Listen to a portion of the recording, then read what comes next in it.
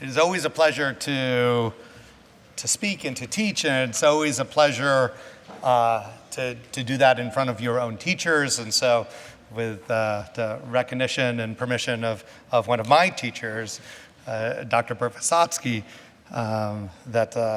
it's wonderful to have you in the congregation and to be celebrating today with you, Kobe. So I don't know about you, but my eye keeps looking towards what's happening in Israel. I mean, we got a lot of issues here in America, and we definitely have a lot of issues here in Montgomery County with the rise of anti-Semitism and other things that are occupying a lot of our attention and emotions here, but we are never far from what is happening in Israel. I just heard a story just the other night, actually, around my fire pit of someone that just got back, and the protesters, it was so large that they just tried to get onto a train from Tel Aviv to Jerusalem, and they couldn't get on the train because it was so packed. There's so many people participating in there. My sister also is in Israel right now. She just left on Thursday and has been sending me WhatsApps about what is going on, as well as the things she's eating and things like that as well. So life does continue.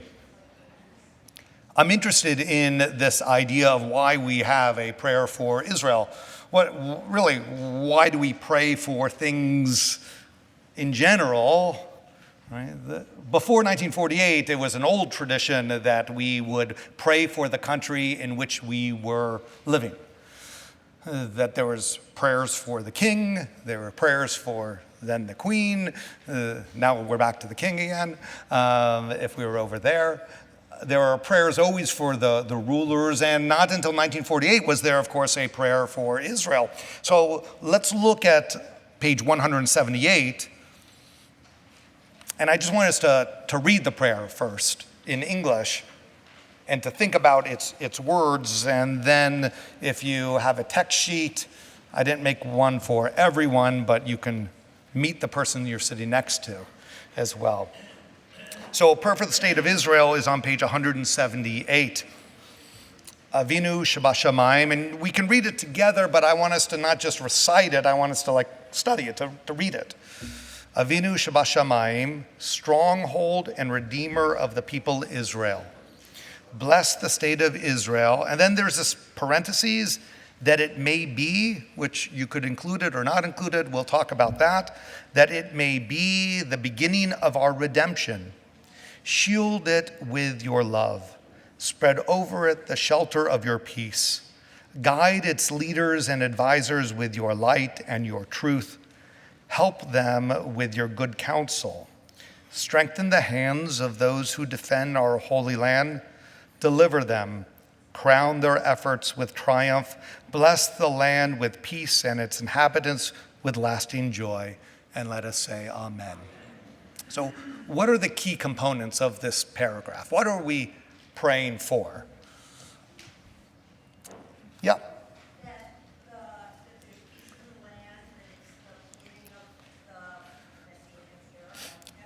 That there's peace in the land, that it's the beginning of the Messianic era.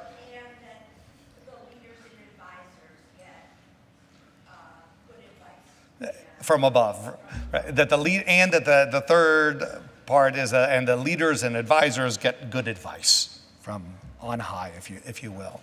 So good counsel, right? Good advice, that they act from their best self, right? I just want to point out this is the mother and father of a child.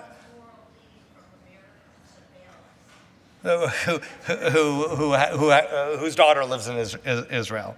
Right, so yeah, thank you. That there are many components of this prayer, and that the leaders get good advice, that there should be peace in the land, those that defend the land, that they should be protected as well.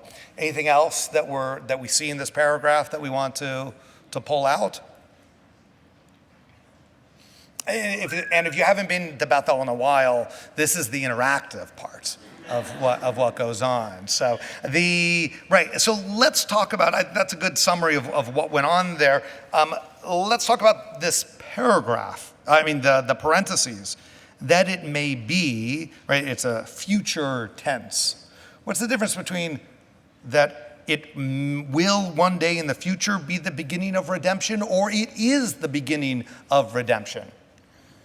Why does that matter? What's the difference between those two? Yeah, Mitchell. Have we achieved redemption yet or not? Have we achieved it? Like it is now. This is the actual start of redemption, of the Messianic period, the founding of the state of Israel. Is it? Or, one option is that it is the start of the Messianic era.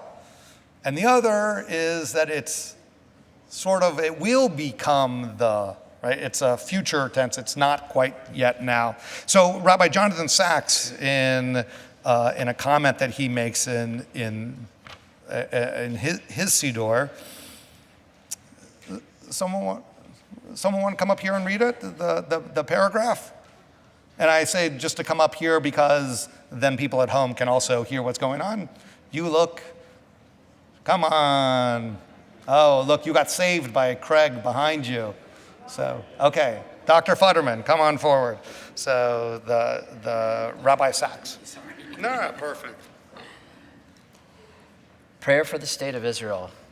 Introduced after the birth of the modern State of Israel in 1948, a key element of the prayer is the phrase, "the first flowering of our own redemption." It means that the restoration of Israel as a sovereign nation in our own land was not merely an event in secular history.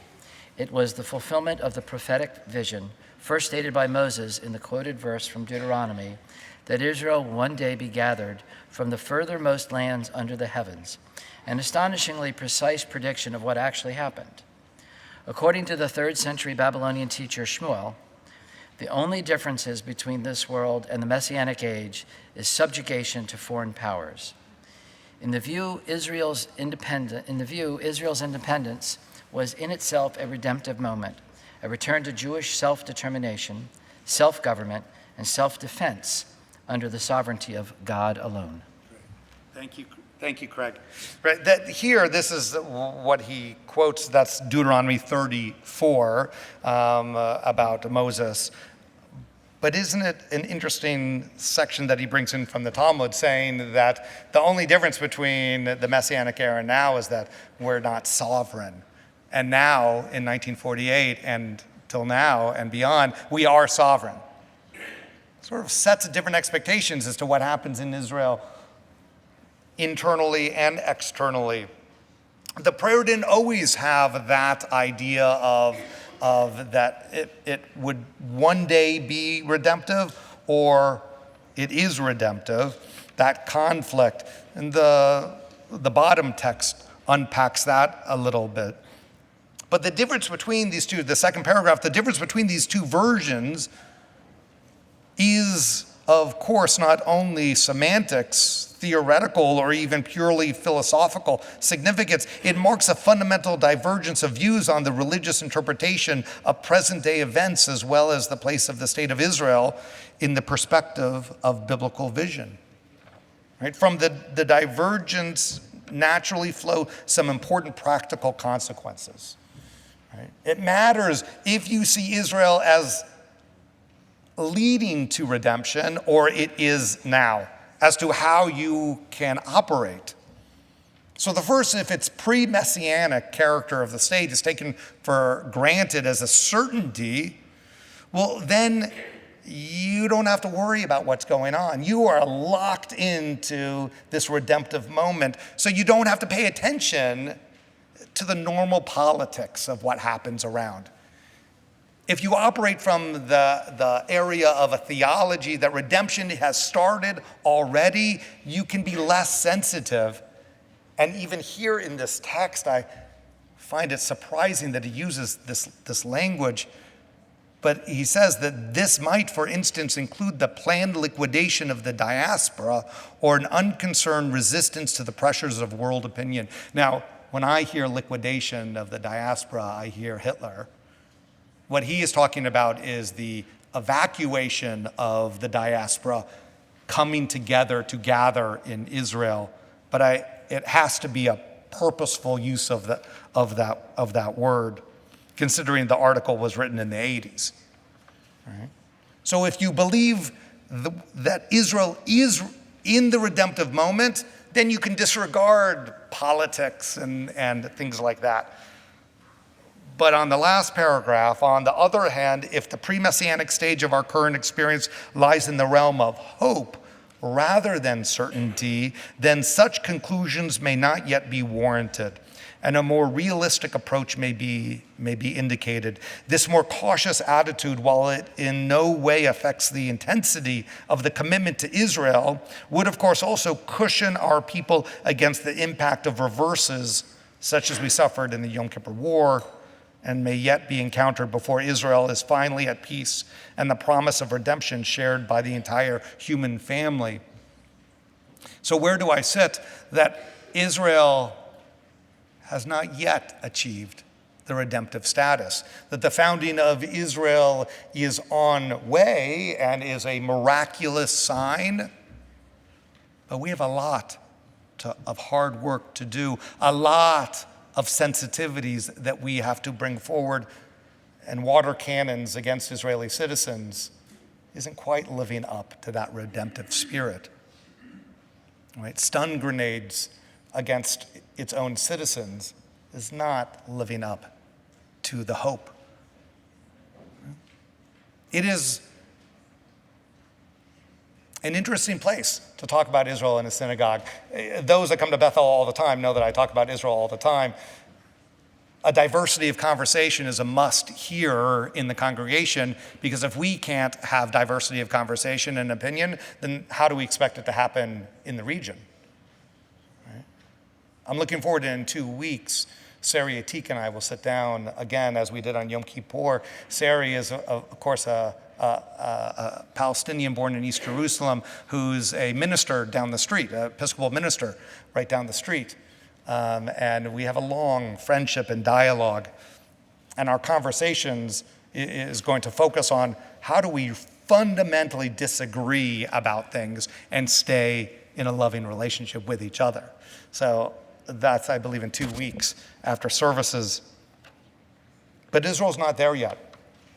It is not acting in a redemptive way, and we know its hope and possibilities because it says so in its own Declaration of Independence.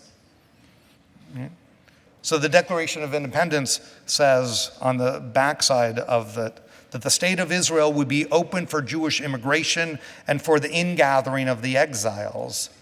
It will foster the development of the country for the benefit of all of its inhabitants. Not all of its citizens, all of its inhabitants. It will be based on freedom and justice and peace as envisioned by the prophets of Israel. It will ensure complete equity of social and political rights to all its inhabitants, irrespective of religion, race, or sex. It will guarantee freedom of religion, conscience, language, education, and culture. It will safeguard the holy places of all religions, and it will be faithful to the principles of the Charter of the United Nations. These are not a left-wing statement in America or a left-wing statement on a college campus. This is Israel's founders expressing what their hope is and what their hopes are.